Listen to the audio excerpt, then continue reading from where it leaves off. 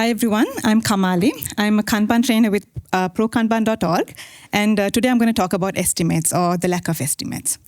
And some of you may be aware of this hashtag no estimates conversations that's been going on for a while. What it says is that our traditional ways of estimating, whether it's story points or person days, it's wasteful and they're misused. So can we do better? So I'd like to talk to you about my experience in using flow metrics as an alternative. So when I started as a Scrum Master, I also introduced story points to my teams. I've had my fair share of drawing up fruit on the board and saying, if we compare the size of fruit, this is the same as, how we do story pointing.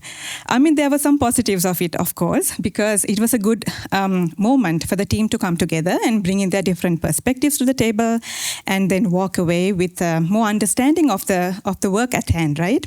But we also saw some inefficiencies. Like we were playing planning poker sessions and they took a lot of time. And people would get really hung up on the number. Is it a 5 or is it an 8? And we would have really lengthy discussions about all the future scenarios that a work item would go through once we start work on it. And how can we account for this uncertainty in our estimate, right? And worst of all, our company required us to give our estimates in person days. So we had to do a conversion. And when we collected the data and compared, there was no correlation whatsoever.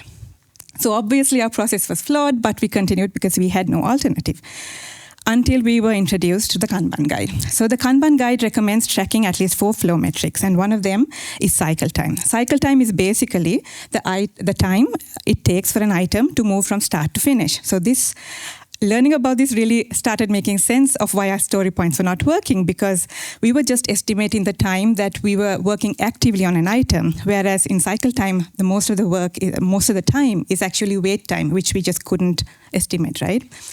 So the best way to look at your cycle time is through a cycle time scatter plot, like this one. So all the dots represent our items we have finished. It's plotted against the day it's finished on the x-axis and the time it took to finish, which is the cycle time on the y-axis, right? And introducing the cycle time scatter plot to the teams had made 2 main effects, right? The first one was, it was almost always met with the reaction, do we really take this long to do our work? And the second was, it gave them the real data to rethink their estimation conversations, right? So what does that mean? If you look at here, you see that the 85% line crosses the y-axis at 16 days. So what this means is that this team in the past managed to get 85% of their work done in 16 days or less.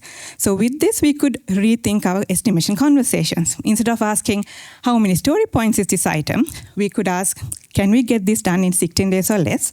If yes, we pull it in. If not, we would think about how we can break it down. And this was not the end of the conversation. So in Kanban, it's really important that we actively manage the items we've started. So we would, in our daily stand-up, look at another important flow metric called the work item age to identify which of our items were now getting bigger than we thought they would. So, and then we could take action, right? Maybe we could break it down at that point and move part of it back to the backlog. Or maybe we could rethink our acceptance criteria on it, right? So whatever it is, we were just actively managing the item's size at all time. So in Kanban terms, this is what's known as right sizing, right? So right sizing is not the same as same sizing. It is impossible to make all your items the same size. So right sizing says there is an optimum size of the items of your work that would help you perform optimally. And you may argue, maybe right sizing doesn't take away all estimation conversations, and you would be right? Talking about the size of an item is an important conversation, and it's also important that the people who do the work have that conversation. But with right sizing, these conversations are kept to a minimum. They're really efficient and quick, and they're actually based on your team's historical data. And we do the sizing decisions as and when information becomes available, instead of upfront when we don't have all the information. All right, so this is my main message. If you're doing story points or other sort of estimation technique and it's really working for you well, and make sure you ask everybody involved in the estimation process and not just consider your opinion, please go ahead. You don't have to change anything, right? But if you do want to give flow metrics a try, there's lots of free resources available out there. So the Kanban guide is the good place to start, and the accompanying Kanban pocket guide. And there's also lots of free resources in prokanban.org. You can check it out to get started. And just give it a go. You might be surprised at the outcomes.